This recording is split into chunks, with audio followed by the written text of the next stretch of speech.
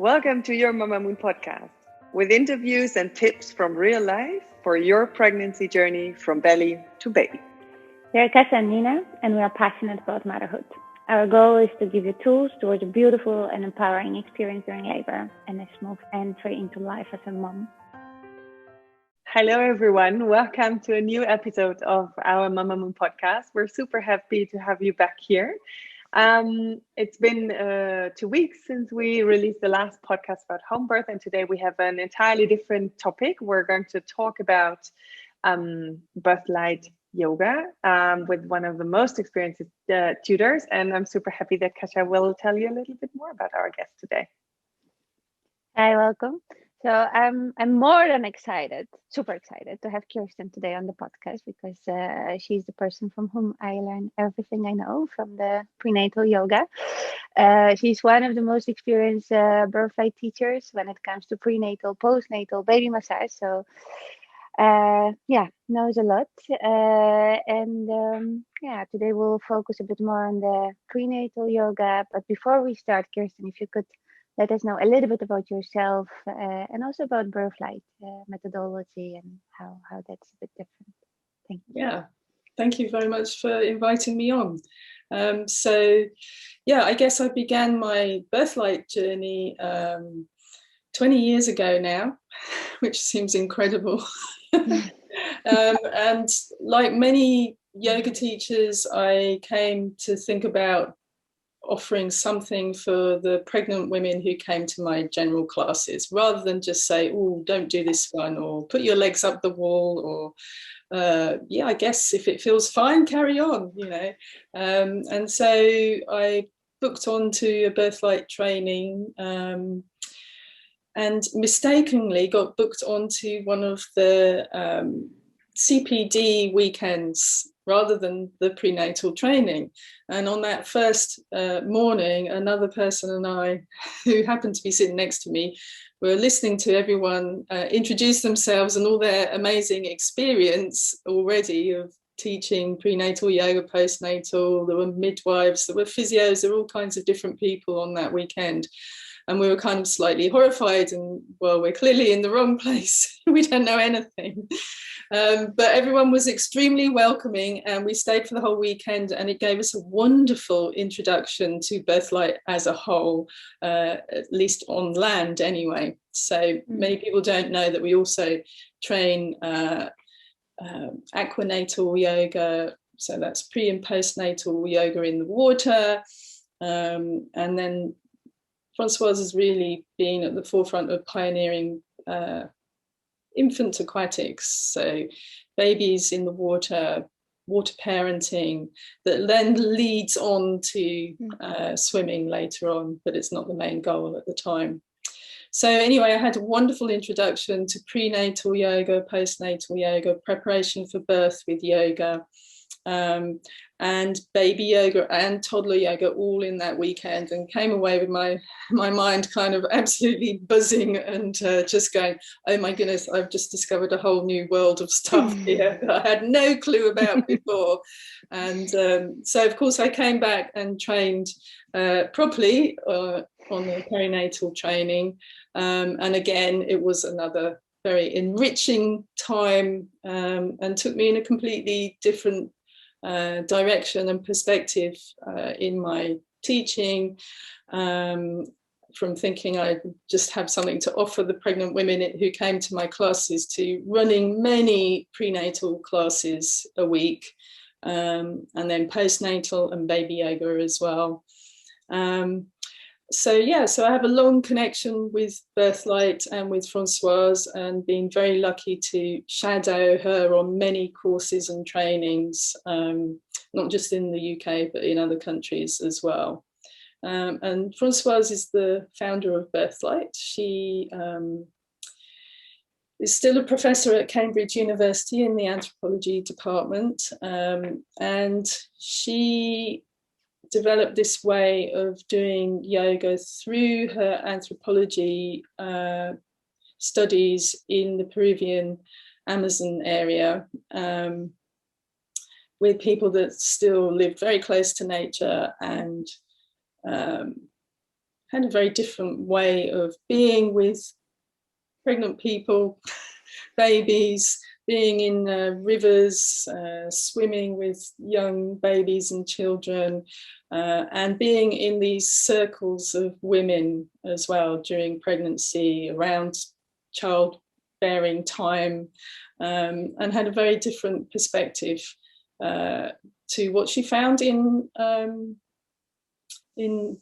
the UK at that time where she was living. She's from France originally, but very different. And so she found the closest thing she could get to recreating these circles of support and ways of passing on knowledge and wisdom and practices was in the yoga class, but not a yoga class in lines, but in circles. And so, yeah, that's how it all started. Quite some time ago now, and yeah, I guess over the years we've trained thousands and thousands of teachers around the world. Yeah, it's amazing. It's really like when you talk about it, and there's so much knowledge, so much wisdom, so much experience. I mean, I also see how much I learn with working with more and more students, because you learn from them. So I can just imagine how that all transfer. So like I mentioned, there's and you even started, there's also a lot for me to explore. Aqua yoga, that sounds pretty cool. Also with the babies. Today we wanted to focus a bit more on the prenatal yoga, and then probably we'll need another episode to cover the other ones, if I'm completely honest. So if and I know it's a very wide topic when I'm going to ask this question, but if you could just give us a bit of hint, like, if when we are pregnant, how can we help ourselves with prenatal yoga during pregnancy and also when preparing for labor? Okay, so yeah, you're right, it is a big topic. It's a wide one, right?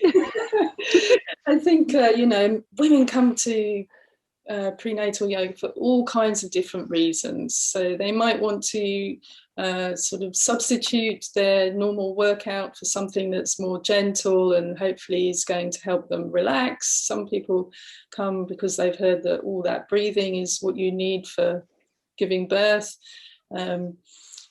Other people just think, well, I'd better maybe get a bit more active. We have a huge range of people showing up in prenatal classes. And some of them won't know why they're there, but their friends may have said, you've got to do it. or their family members have gone, oh, you've got to do this. And, even sometimes, partners say, right, okay, I found out about this class. I really think you should go. It'd be really good for you and the baby. Yeah. So all kinds of motivations for coming along. But I think there's some common denominators in terms of what women report as having benefited from the class. So number one is time for themselves and their baby, almost to enjoy time being pregnant, and taking stock of the fact that they are actually pregnant. Yeah, because we get the result, but it takes a while for it to actually sink in what that means and the implications, and building a relationship with the baby in the womb as well, how we relate to them before they're born. And then, of course, there's the more practical aspects. So women that come to kind of a group class from, maybe from early in their second trimester, if they practice regularly through that pregnancy, then generally speaking, they tend to have less pregnancy symptoms, common things like lower back pain, restlessness at night, not being able to get to sleep, all of these kinds of really common issues, maybe avoiding having any pelvic girdle pain, for example.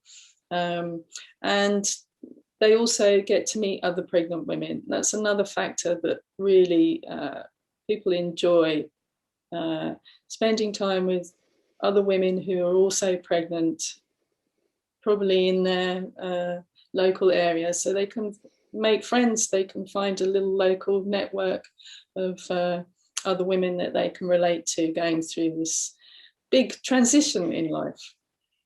And of course, there's lots of things that are going to be useful for birth, but I think there's also lots of things that are very useful just on a daily basis, being aware of their posture, knowing how they can use their breath to get to sleep, to relax, to focus even, and to be more aware of their own energy levels and what their body is in most need of. So we want them to help sort of build up a really good habit of self-nurture. Super, super important. Something to start early with, because when, once the baby's there, that's something that will hopefully, well, that will be much more needed probably than ever before in most cases. So it's a good thing to start consciously working on that before. What you already said, something there triggered me, and that is you have a lot of people, you said, in the classes that come for a variety of reasons. Some of them have been very sporty before and want to sort of tone it down a little bit. Some of them have heard about pregnancy yoga. What happens if people really have no yoga experience? Can they still practice prenatal yoga? Is there, do I have to be insecure, or do I have to be conscious about the fact that maybe I don't have experience? Or how do you see that? Okay, so the way that we offer the yoga is that anyone can join and every pregnant woman can benefit. So I think sometimes people are a little surprised that maybe there are lots of options in class. Maybe they're used to going to maybe a gym class where everyone is doing exactly the same thing with the instructor. But we work along the lines more of, well, try this, and if this feels good, you could try this, or if that doesn't, you don't like that, try this instead. So we give lots of choice in a class, so that there's not just one practice and everyone has to do it exactly like that, but there's lots of room for people's ability, for people's comfort and their energy levels as well. Nice. And I know that there is some guidelines, of course, but let's say in terms of when to start, because it would be, of course, great to have that regular practice throughout the pregnancy. But when the moment I find out I'm pregnant, do I continue? Do I start? Do I wait? How should we plan that? So as a beginner, say we've got a beginner, they find out they're pregnant.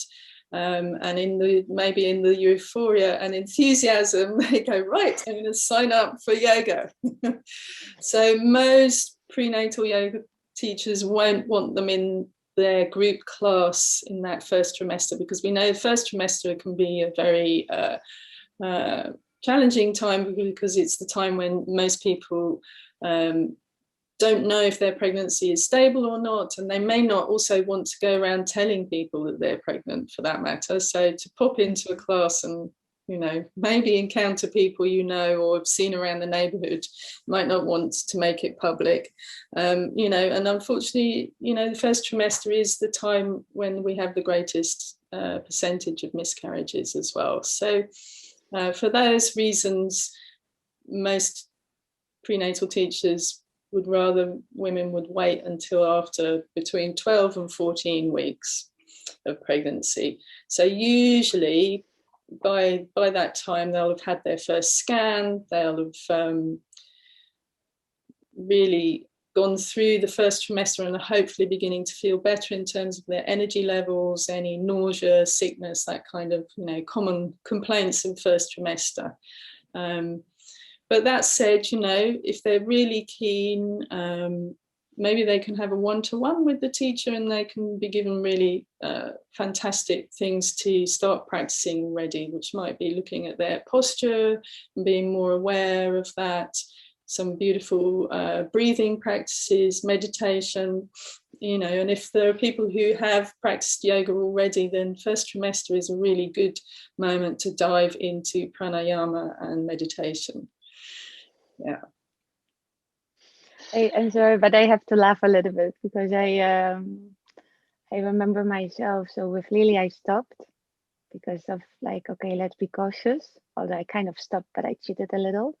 But I was such an unmanageable person. It was really horrible. And so with Miko, I kind of continued softly, and you can do still a lot, of course, but it's Oh, I think it can be hugely challenging, and I speak from my own experience, having a really strong Ashtanga practice before getting pregnant. And once I got pregnant, I was so nauseous the whole time. I barely do anything. Certain small, very soft stuff that I knew from my Birthlight teaching came very naturally, but it didn't improve my mood at all. But probably if I hadn't have done those things, I would have been even more unpleasant to be around. Yes. yes. Robin still remembers. He still remembers the first trimester of my first pregnancy. He's like, you were such a witch. Yeah, no, but I remember almost feeling like I was in mourning for my practice, even though I was completely okay about not practicing. The fact that I wasn't practicing and having the same kind of daily effect happening in my body just really made me feel like I'd had the ground pulled from underneath my feet. I couldn't find anything I wanted to eat. Everything made me feel sick. And I couldn't sleep either, so it was a mess. Yeah. All right. So we've heard there are things to help yourself. They might absolutely. not make all the skies bright blue, but there are things you have to help yourself. And even if you're not an experienced yoga practitioner, there are things that we can do to help ourselves during the first trimester and start into that journey into the body, right? Easy and slow. That's really. I think that's good to know, especially also the pranayama bit that you mentioned. I love that. That's good to start gaining consciousness and gaining some rest as well, especially during first trimester. Yeah, it can really help balance your emotions, because it's a very exciting time. For some people, it may be a scary time, but lots of insecure and going. So much going on. Yeah, absolutely. So, and is there a moment when you say, okay, don't practice anymore in the pregnancy? When, is there a certain week when it is advised not to step on the mat anymore or not to do any exercise anymore? No. Yes, easy. Check. Keep going, ladies. Keep going. No, because and it's not really a case of keep going, but do what feels good. So I've had women in my classes at 41 plus weeks, and they're like waiting, and they're like, I'd much rather walk here and do a class than just sit about at home waiting and getting more nervous. And plus they probably want to see their friends, and everyone's always super impressed, so they get some kudos for coming. And if they're not going out to practice, then I think every time we practice we get benefits in the now. So we're not just taking a prenatal class to prepare for the labor and the birth. It's not just about that. We're practicing for now, to feel good and better now, to have all the lovely cascade of effects of grounding, drawing awareness inwards, being more conscious of your breath, your body, your baby, all of those beautiful benefits that we can get from practicing. They pay off right now, and hopefully usually the women just feel like they want to have that feeling with them all week after having practiced, and then that spills over into their daily life. And if they manage to bring some of that practice off the mat into their daily lives, whether it's being more conscious of their posture or actually putting into practice a daily relaxation, all of those small things are going to have a lovely cumulative effect during the pregnancy, so that we arrive at labour in the best possible state we can. And then labour will unfold however it unfolds, but at least we've arrived at that point at a good place. It's beautiful. And it's beautiful and so true. And I actually found it super strong also after, because if you have this there's quite a transition from not having a baby to having a baby. So then if you have this one thing that's kind of same, I mean, of course, practice will look different you in terms of the postures and how we move, what we can do, what we cannot do, or what feels good, what doesn't. But that feeling of being more inward and just being here and enjoying like that self-care time, that's the same. So and that's I think what I can for sure talk for myself, what kept me sane actually in the postpartum period. And that's when I always try to encourage also the girls that come to the classes, like, take it with you, don't stop, don't come to me next time when you have a baby, continue. Yeah.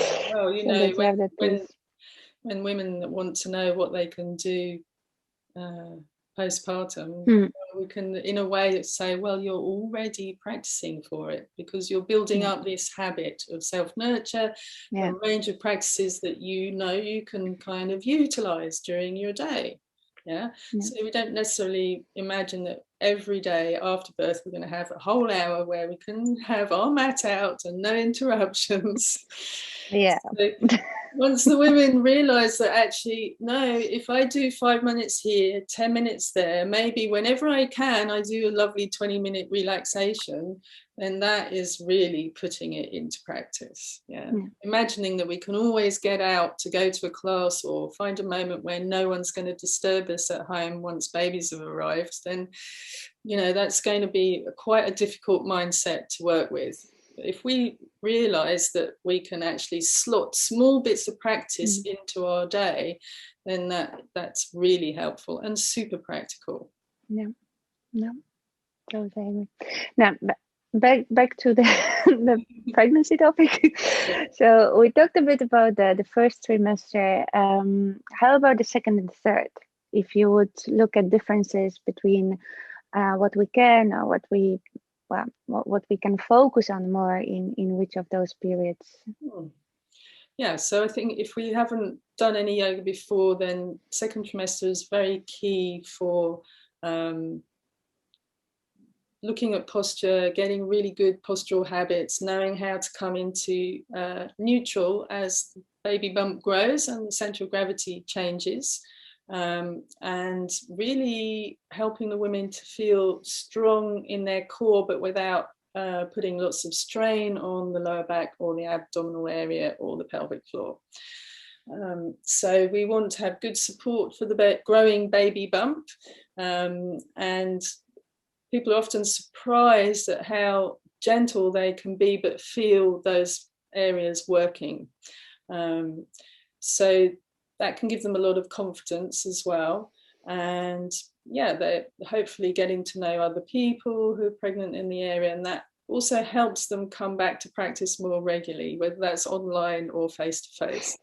You know, it's easier to practice with other people, let's face it. And if you've got to know some people really well, and in the class there's some laughter and exchange going on, as well as the practice, that really, really helps lift everyone's spirits as well. I've had many classes where, someone shared a rough day at work or something in the circle at the beginning and has had lovely support from the rest of the group. I haven't had to facilitate anything apart from the space for that to happen. And so that's always really lovely to witness. Generally speaking, in second trimester, women have more energy to keep going for longer, so they need less little pauses or breaks in the class. And so, there's always the option to do more of something, whilst people who are in later pregnancy might want to take a rest or a little mini relaxation, and that's perfectly possible, and that's fine. Obviously third trimester, everyone at some point their focus is going to turn towards the birth and what's going to happen afterwards, hopefully, as well. So planning for postpartum is also good, as well as planning for the birth, as much as we can plan for the unknown.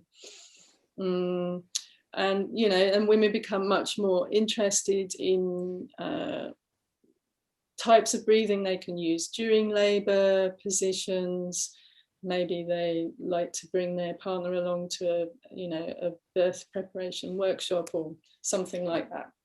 And obviously in late pregnancy the body starts to change again, so again we may have surges of hormones that might make them more prone to pregnancy symptoms like lower back issues, pelvic girdle pain, heartburn, all of those kinds of issues might come up again, and then the yoga is there again to take care of those common symptoms. Cool. And are there circumstances or are there situations when it's not advisable to do any yoga? You already said we can always sort of tone it down a little bit. You can be very, very gentle, or you can challenge yourself a little bit more, do a little bit more for yourself.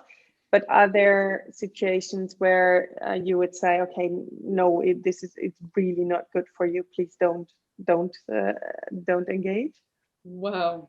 If we think of yoga as only being on a mat, possibly, yes, there would be. But for example, if a woman ends up in hospital with preeclampsia, or if she has placenta previa and she may be told to take bed rest, whatever it is, meditation, pranayama, good posture, even if you're lying in bed, are all still possible, right? So if we need to be really clear what we mean by the yoga and which aspect. And if it's only physical practices on a mat, then it's a very narrow view of what yoga is and what it has to offer. So there's always something we can find.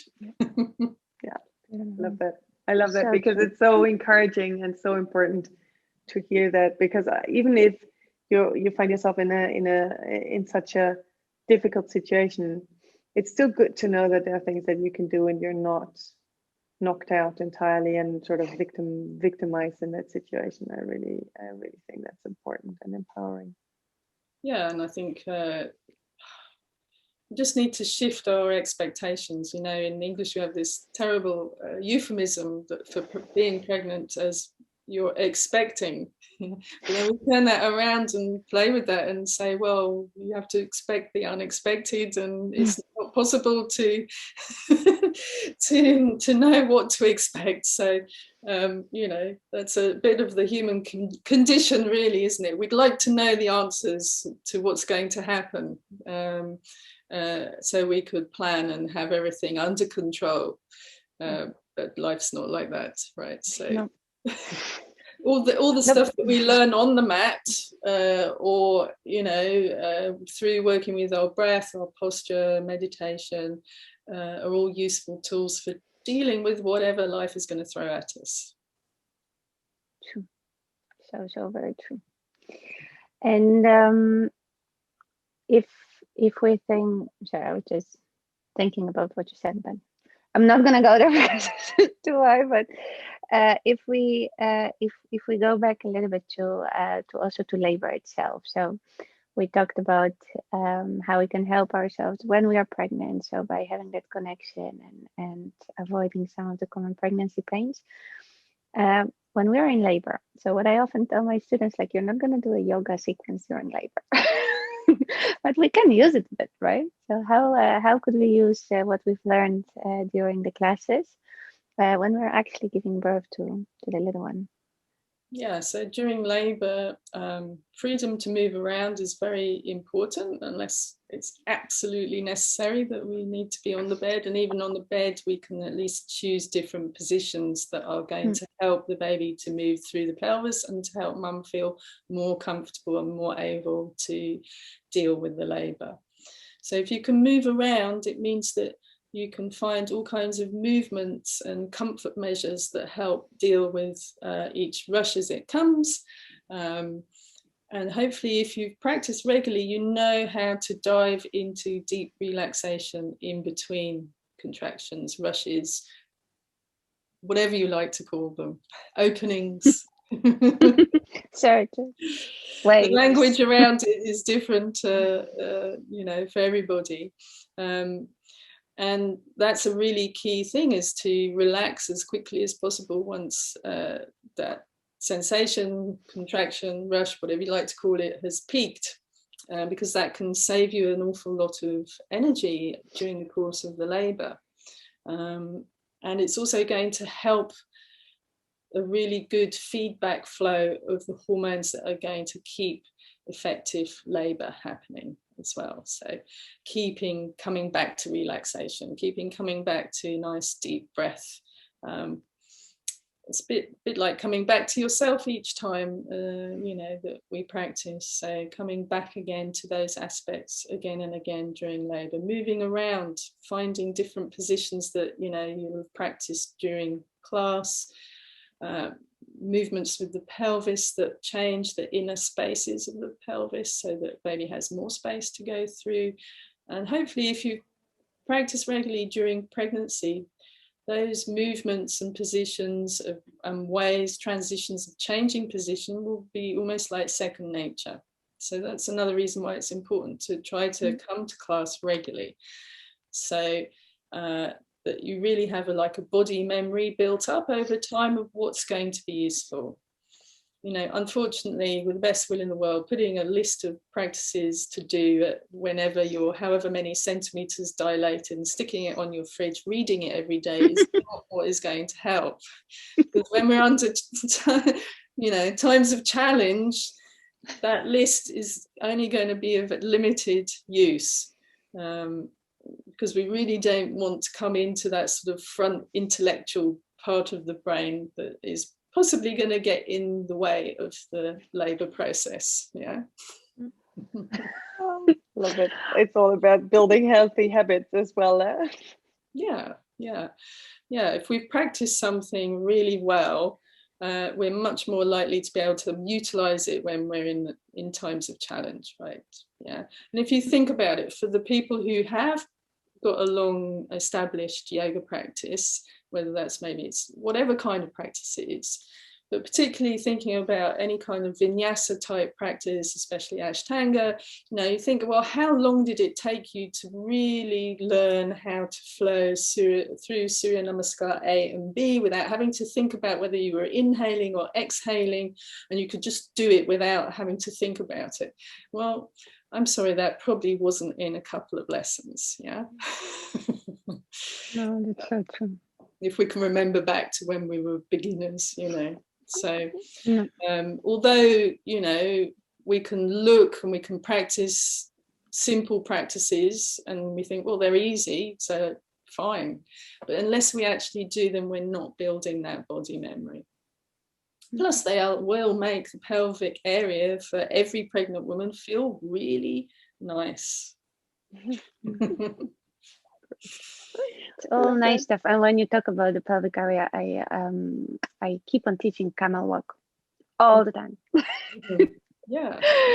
So that's also, and I got feedback already from a couple of them, like, oh yeah, I did it throughout labor. It was amazing.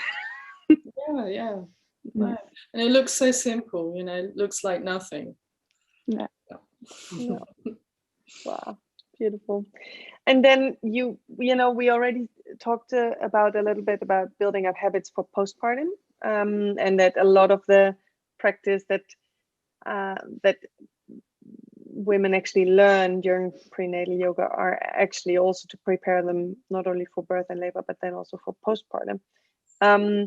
But then I'm imagining that, and I know from myself that eventually you've given birth and everything has settled a little bit, and you want to get back on the mat, right? You want to start doing something for yourself, and again, and maybe just have that half hour or 20 minutes for yourself. Continue that self-nurture practice, and just start to feel your body again and feel how it changed. When do you advise to get started again after postpartum? Is there are there criteria, or is there a moment, or how do I know when I can get started again? Well, I think again it comes back to that perspective of what kind of yoga are we talking about and which kind of practices. So, you know, if you've had a really good labour and maybe there's no additional needs after birth for you or baby, you could begin with some very gentle supine breathing practices a few hours later. Yeah. So I'm not suggesting you leap on the mat straight after birth. Yeah, not like in all these sort of supposed celebrity stories of what they did however many days or hours later after birth. So we're going to start practice really gradually and in positions that are easy to maintain a good posture. So we want to do our recovery and closing of the body, realigning, strengthening in good alignment. So that's going to help set up really good habits postnatally as well. Because we've had a massive change in the centre of gravity in a relatively short time after birth. During pregnancy, of course, we had a really nice gradual adaptation over 9 months to growing a baby and how the body has to adapt to hold that. But then, you know, labour is over in a much quicker time relatively, and so the whole body has to suddenly adapt to that. Now that's okay when your baby is little, although, you know, some babies are born bigger and heavier than others, and we have to adapt to carrying the baby in arms rather than carrying baby in the belly, and that's a huge change. So women postnatally often quite wobbly in their balance, and, you know, obviously it's not just the muscles and ligaments that have had to stretch to accommodate the baby, but also all the internal organs have been pushed around during pregnancy and have had much less space. And then suddenly baby's not there, and muscle tone and ligaments are all lax as well. And so actually, you know, helping the digestive system come back into its kind of place in the body as much as the womb doing that as well is also really important in those early days and weeks as well. And so I think it's a gradual process. What we really don't want to do is sort of wait 6-8 weeks and then go, right, I'm all good now. I'm going to get on my mat and I'm going to do my primary series. Because probably that's going to be a bit of a shock to the body. Yeah. And usually that ends up meaning that we get a bit of imbalance going on. Could be in the pelvic joints, maybe it's with the back, could be other joints. And so what we really want to do is build up stability and strength gradually, bit by bit, and to start doing that as early as possible, but in a very gradual and gentle way to start with. So, you know, it's a bit like if I have a woman who also really likes running, and she'll probably ask me, when do you think I can start running? And I say, I have no clue, I'm not a runner, but are you walking for 20 minutes every day? Are you going to increase that next week to half an hour every day? Yeah, rather than thinking, right, what's the date? Ding, ding, off I go. I'm going to run around the park suddenly when I haven't even been going for a daily half-hour walk. I think is really expecting the body to do a lot. Maybe it can cope and maybe it can't. But for sure, they'll have a better recovery and go back to whatever practice it is that they like to do, whether that's yoga or something else, if they have a really good gradual build up to it. Yeah, I think unfortunately, well, especially here in the UK, you know, we have this idea that we have a sort of 6 or 8 week checkup with the doctor, and then the doctor very often just says, yeah, go and do whatever you want, you know, and women take that as a sort of go ahead and go straight back to doing whatever you were doing before. Whereas, you know, we have a bit of a different perspective on that, as do physiotherapists for that matter, you know, as do personal trainers usually, if they've got a good training and understanding of, you know, pregnancy and postnatal. It's not possible to go 0 to 60 kilometers an hour just suddenly like that when you haven't been doing anything up till now. Yeah. It's a very good comparison, actually. And actually makes me also think that indeed, because I had also so many students asking like, so is it 6 weeks or 10 weeks or 8 weeks? I don't know. Yeah. So, No, it's not but about the time since birth. It's really about what have we been doing? What has the body had to nourish it, to realign it, to help it re-strengthen and stabilize. Yeah, and you know, obviously in different countries we've got different lengths of maternity leave. It's quite short in the Netherlands, you know. So women, you know, may be in more of a hurry than perhaps in other countries where we've got longer legally to have off of work. But it doesn't mean to say that just because you've gone back to work at 3 or 4 months after birth that maybe that you've completely finished with your postnatal recovery either. So I think it's a process, and it has lots of stages to it, and our yoga has to fit those wherever the women are, you know. And someone who's come to me, maybe I've gone to their house or given them a couple of sessions online really early after birth, in the first 2 to 4 weeks after birth, and they've maybe managed to incorporate some of that in their daily life. And then if they start coming to classes, ideally more than once a week, not always possible, but you know, in those first 6 to 8 weeks, we've got a huge potential to work with the natural closing forces of the body that, you know, most women's bodies will naturally want to do anyway. After that, it becomes slightly harder. If you wait a year, it's going to be slightly harder. Still possible, but ideally we want to work in that early time rather than waiting until sort of 8, 10, 12 weeks. Right, okay, right, I've got to get ready to go back to work next week. Yeah, where do I fit this mama baby yoga class?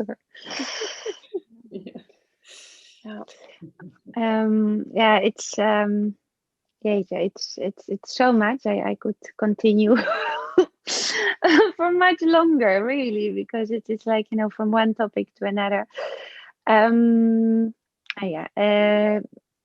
If you would have one golden tip for our expectant moms, we always like to ask it for our Mamamoon podcast guests. What would you say? Enjoy your pregnancy with your baby.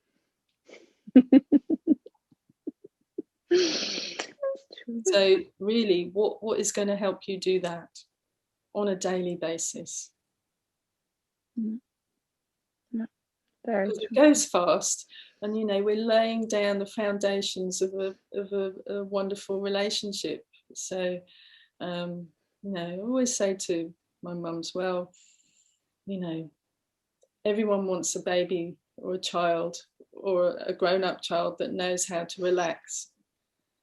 If they never see or experience you doing that, they don't know what that looks like or what it feels like. So why not start in the womb?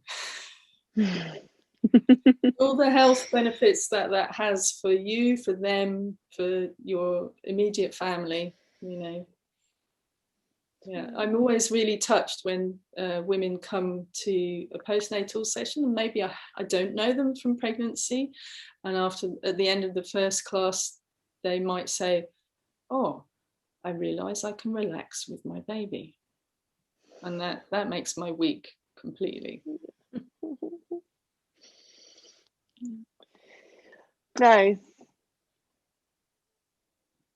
A really nice ending to this podcast. Yeah, so much to learn from. And I know it's the hardest thing during pregnancy and also after. It's so true and so wise what you just said about learn to relax. How are your kids going to learn to relax if you never do it yourself, and you never show them how to do it, and that it's okay to do it as well, right? I think there's also so much about permission there. Such a wonderful life skill, isn't it? Yeah. You know, so I also see, you know, in my postnatal classes, because I do them all with babies present, partly because I don't want to be teaching in the evenings. these days. I did a lot of that over time, but these days I don't want to teach in the evenings much. And so what I notice, whether the women have been with me in pregnancy or not, but over time, when they learn to relax in class with the babies there, and it's never quiet. Occasionally it can be for a bit of time, and then it's like incredible magic has happened.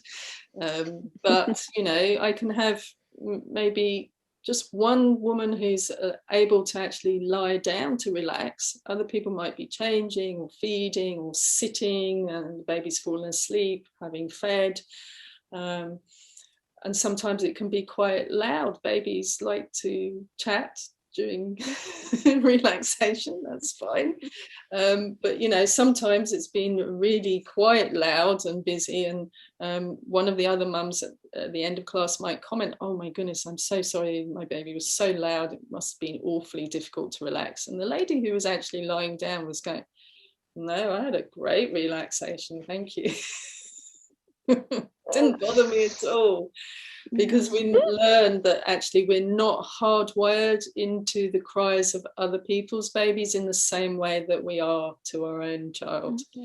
And that helps the women relax a bit more once they understand that. Yeah. So cool. That's it. I hope so. Wow, thanks so much. We've learned. I've learned a lot. And I think there is so much wisdom in this podcast episode, and we've also learned that there's so much more that we want to talk to you about. So I'm expecting some sort of follow-up. We'll see if you're up for it. But for now, thanks so much. We love to talk to you. A brilliant episode, I think, that has come out of this. Thanks for sharing everything you know and your experiences and your wisdom. Everybody else, make sure that you share this, like, comment, but absolutely, if you don't do any of that, share it with the other moms out there. I think there's so much wisdom in here that we need to share, and make expectant moms, but also new moms out there aware of, help them prepare, help them have a beautiful, relaxing pregnancy, prepare for labor and birth, and build really good self-nurture for the time after as well. So please like, comment, share, let us know what you thought about it. We will also drop you all the information that you need around Birthlight Yoga, where to find it, how to find it, down in the show notes. And thanks again, Kirsteen, for being with us today. It was a pleasure. It was an amazing episode. Thanks so much for your time. Oh, you're very welcome. It's been my pleasure. Thank you. Thank you. Thanks so much for listening to our Mamamoon podcast. We would love to see you again, so make sure to subscribe so you don't miss any new episodes. Also, for more information and to stay up to date, check our website mamamoon.me and our Instagram and Facebook.